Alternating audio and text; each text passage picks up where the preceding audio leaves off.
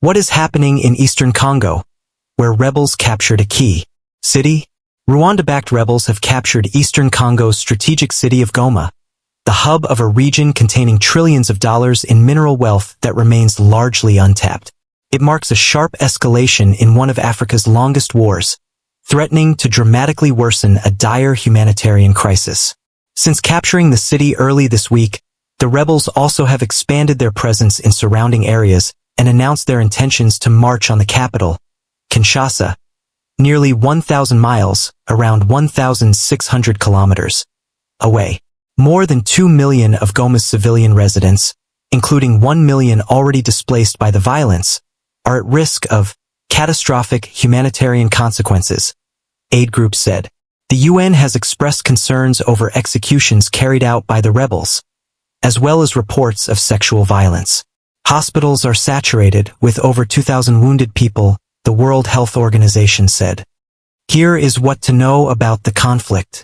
Who are the rebels and what do they want? The M23 group is one of about 100 armed factions vying for a foothold in eastern Congo, where a decades-long conflict has raged. The group, made up primarily of ethnic Tutsis who failed to integrate into the Congolese army, led a failed insurgency against the Congolese government in 2012. It was then dormant for a decade, until its resurgence in 2022. Between 1996 and 2003, the region was at the heart of a protracted conflict dubbed Africa's World War, as armed groups fought over access to metals and rare earth minerals such as copper, cobalt, lithium, and gold. Up to 6 million people died. But M23 says their fight had nothing to do with natural resources. Our objective is Congo. We are fighting for Congo. We are not fighting for minerals. We are not fighting for anything else. Corneille Nangaa, one of the political leaders of M23, told the Associated Press. From a failed state to a modern state whereby we want to make Congo as a business land. The conflict can be traced to the aftermath of the 1994 genocide in neighboring Rwanda, where Hutu militias killed between 500,000 and 1 million ethnic Tutsi, as well as moderate Hutus and TWA indigenous people. When Tutsi-led forces fought back, nearly 2 million Hutus crossed into Congo, fearing reprisals. Tensions between Hutus and Tutsis have repeatedly flared in Congo since then. Rwandan authorities have accused the Hutus who fled of participating in the genocide and alleged that elements of the Congolese army protected them. They have argued that the militias formed by a small fraction of the Hutus are a threat to Rwanda's Tutsi population. M23 claims to defend Tutsi and Congolese of Rwandan origin from discrimination. Critics say it's a pretext for Rwanda to obtain economic and political influence over eastern Congo. Why is control of eastern Congo so important? As the world relies more than ever on Congo's metals and rare earth minerals to produce electronics, the stakes have risen. Neighboring Rwanda and Uganda have financial interests in Congolese mines, as well as China and the United States. Most of Congo's mineral resources, estimated to be worth $24 trillion, remain untapped, according to the U.S. Department of Commerce last year, which called the country the world's leading producer of cobalt, key to making batteries. Little of the region's wealth has trickled down to Congolese citizens, with 60% out of its 100 million residents living below the poverty line. Instead, fighting over natural resources has destabilized the country. What's the role of neighboring Rwanda? Congo, the United States, and UN experts accuse Rwanda of backing the M23, which had hundreds of members in 2021. Now, according to the United Nations, the group has around 6,500 fighters.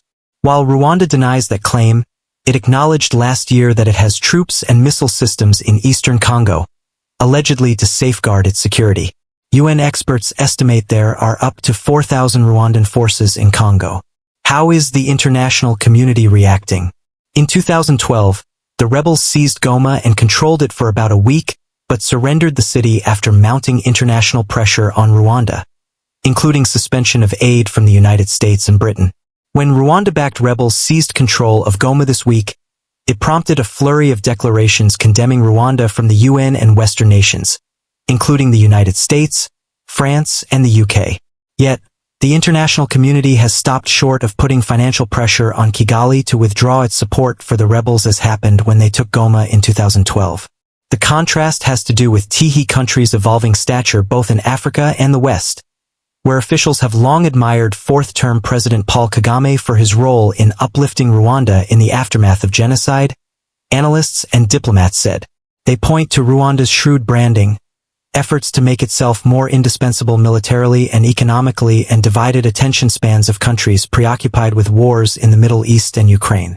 So far, there has been significantly less international pressure than there was in 2012 for various reasons, including the new administration in the White House, other ongoing international crises, and Rwanda's role in continental peacekeeping and security operations, said Ben Shepherd, a fellow Chatham House's Africa program.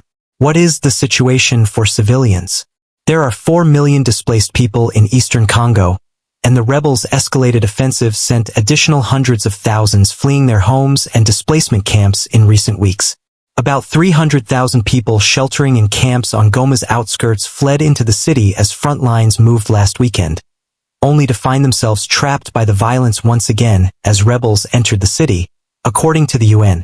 Since the start of the crisis, bombs have struck at least 2 sites for internally displaced people, causing civilian casualties. The UN also said it has documented cases of conflict-related sexual violence by the army and allied armed groups, as well as by male inmates during a prison break in Goma. The airport closed, roads were blocked, and aid groups said they were unable to provide life-saving support to those in need. Medical facilities are at double their capacity. The main hospital in Goma treating the wounded, run by the International Committee of the Red Cross, is stretched beyond its limits, with tents set up in its courtyard to accommodate civilians wounded by bullets and heavy artillery. As much of Goma remained without water and electricity supplies, residents trekked for hours to fetch water from Lake Kivu. M23 has tried to assert their control over the city, saying on Thursday that they were working to restore electricity and water supplies. Some civilians, desperate to flee the fighting, crossed into Rwanda to seek safety. More than 1,000 Congolese have been registered since Monday, according to Rwandan authorities.